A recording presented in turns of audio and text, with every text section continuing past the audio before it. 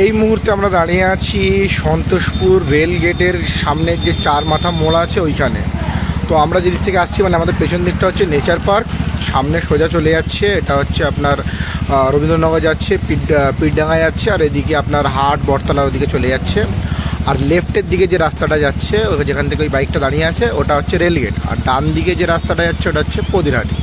তো এই সময় প্রচণ্ড ফাঁকা, বাট টিপিক্যালি দিনের বেলা এখানে প্রচণ্ড ভিড় হয়, প্রচণ্ড জ্যাম হয়, আপনি পা গলাতে পারবেন না। এমনকি আপনার বাড়িতে যদি অ্যাম্বুলেন্সের এজেন্সি রুগী থাকে অ্যাম্বুলেন্সকে আনার, তো অ্যাম্বুলেন্সে এটা দিয়ে পাস হবে না। তার কারণ কি জানেন? তার কারণ হলো এই যে খোলা জায়গাটা আছে, দেখুন টিন দিয়ে ঘেরা, এই যে জায়গাটা খোলা, হ্যাঁ, এটার জন্য রাস্তাটা অলমোস্ট হাফ হয়ে গেছে, ঠিক আছে।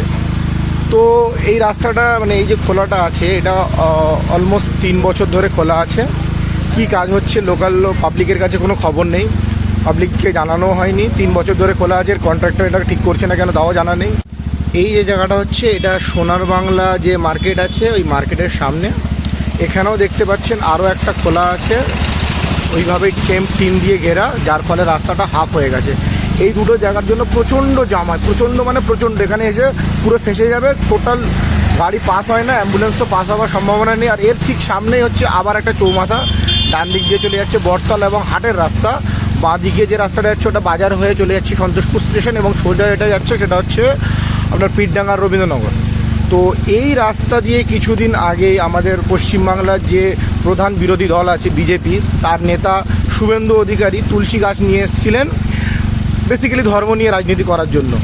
তো তিনি এসে ধর্ম নিয়ে রাজনীতি করে চলে গেলেন। তিনি একবার জিজ্ঞেস করলেন না রাস্তাটার অবস্থা কী, যে যার আসছে ধর্মের রাজনীতি করছে চলে যাচ্ছে। এই যে বিগত 3 বছর ধরে এখানে রাস্তাটা খারাপ, এখানকার এমপি হচ্ছেন মাননীয় শ্রী অভিষেক ব্যানার্জি। তো তিনিও এই 3 বছরে এখানে বহুবার এসছেন, বহুবার ইফতার পার্টি করতে এসছেন। তো তিনি যখন এই রাস্তা দিয়ে এসছেন তারও একটু খেয়াল রাখা দরকার যে আমি তো ইফতার পার্টি করতে আসছি, কিন্তু এখানকার মানুষদের কষ্টটা তো দেখতে হবে, একটা আপদে বিপদে তারা কি করে যাবে, একটা অ্যাম্বুলেন্স কি করে যাবে।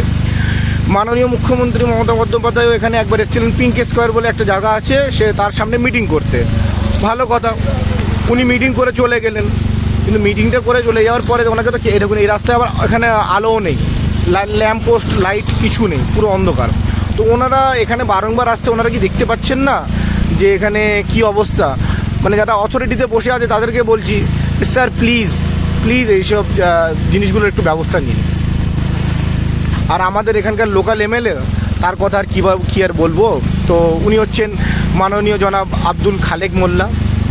ওনাকে যখন মিটিংয়ে আমাদের মুখ্যমন্ত্রী জিজ্ঞেস করলেন আপনার এলাকার জন্য কি চাই, উনি না বললেন যে ভালো ড্রেনেজ ব্যবস্থা, না লাইট সিস্টেম, না ভালো রাস্তাঘাট, উনি চাইলেন একটা বাস। সেটা বাস না বাস এখনও অবধি আমরা বুঝে উঠতে পারিনি লোকাল মানুষ। তো আশা করছি এই কাজগুলো ঠিকঠাক হবে। এই রাস্তাগুলো যে খুলে রাখা আছে, খোলার ফলে প্রচণ্ড জাম, প্রচণ্ড মানুষের ভোগান্তি, সেই ভোগান্তিগুলো ঠিক হবে। ভালো থাকবেন, ভালো রাখবেন।